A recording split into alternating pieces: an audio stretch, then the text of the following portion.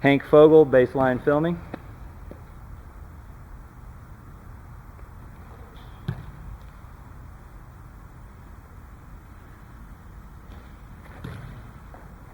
Okay.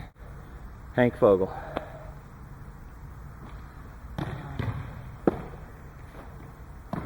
Thank you, sir.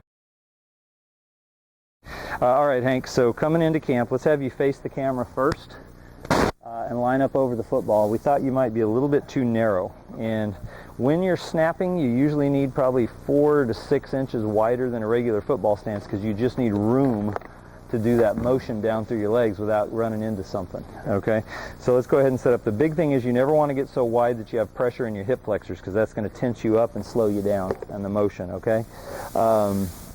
We want to see as a general rule that the knees are slightly wider than the shoulders, but if you ever feel pressure here, we need to know about it and correct it. And I think one thing you could do to relieve pressure there, bring the heels in slightly, just the heels. You feel how that puts more load bearing right on the quads and it takes the pressure off? Does that feel comfortable? Yeah. Okay, that looks pretty good. Go ahead and stand up. We're going to rotate the ball back towards this target now. We're going to talk about the other things coming in. We talk a lot about what we call shoulders to hip slope angle. It can be anywhere from horizontal to the hips slightly higher than the shoulders. In your case, we think it's a little too steep. Okay. And we've talked about how the upper and lower body meet kind of like an arrow point, and we want to channel all energy during the snap motion into that arrow point. So logic dictates we want the arrow pointed straight at our target. If you're steep like that, your arrow's pointed up in the air. You're either going to have to adjust during the motion, which is going to make you less accurate, or you're going to tend to snap high. So what we need to do basically is take the head and shoulders, raise them, elevate them a little higher off the ground relative to the hips to kind of flatten that out, okay? I don't have you listed as being tall in the saddle, meaning that you don't have enough leg bend, so I think it's mostly a front end kind of thing. Let's do the 3-step and then we'll show you how we adjust it without that, okay? You ready? I'm going to pull you forward. That gets knee bend to 90 degrees or less, straightens the back, fully extends the arms. Raise you up, maximizing operating room under your torso. And then I'm going to push you back into the hips towards your target till the heels touch the ground, the knees are over your toes, you're solid on your feet. Now you have a tendency to have the front end low. Let's elevate that a little bit. Does that feel comfortable? It should feel very open in the stance. We've made you bigger and more aggressive in your setup. Give it a throw. How's that feel? Okay, that actually was quite a good snap. We probably had you down too long. One other thing that I'm seeing, your left arm is your secondary throwing hand or your guide hand, and you're kind of stiff arming it. You're jamming it and your shoulders kind of, just relax it a little bit. Let the elbow drop. You see what I'm doing there? Let that relax a tiny bit, and I think that's going to help you come through a lot quicker and more powerfully as well. Maybe that you're trying to do that, keep the ball from flying high on you, but I don't think we're going to have trouble with that, okay? 1, 2, 3, okay?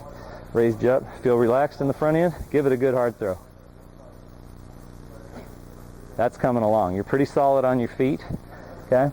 Let's do another snap, and I'm not going to manipulate you this time. I'm just going to show you what we adjusted, okay? Okay. I took your front end, your rear was high relative to the front, so I just raised this part up and then sat you back and shifted your weight till we got the knees over the toes. That's really all we're doing. Go ahead and give it a good hard two-handed throw.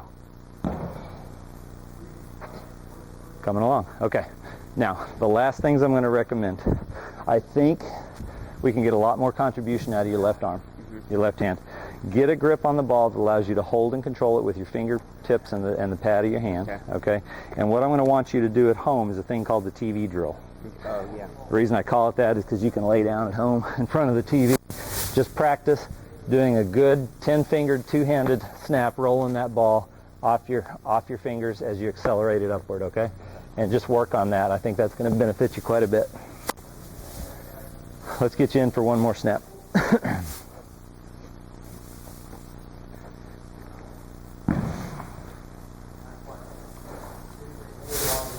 What I love is that quick, aggressive, explosive throw and take through that you've got. That's something that you can't necessarily teach.